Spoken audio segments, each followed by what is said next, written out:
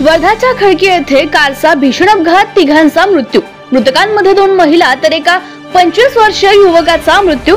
वर्धाहून नागपूरला जाणाऱ्या कारच्या चालकाचे नियंत्रण सुटले आणि कार रस्त्याच्या दुभाजकावर आदळून रस्त्याच्या दुसऱ्या बाजूने भरधाव येणाऱ्या ट्रकला धडकली.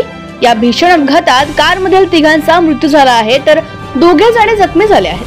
ही घटना तुळजापूर मार्गावर नागपूर खडकी नजीक सामाजिक वनीकरणाच्या नर्सरी जवळ घडली आहे. वर्धाच्या जुणघरे परिवारातील सदस्य हे नागपूर येथे कारने जात असताना हा भीषण अपघात झालाय.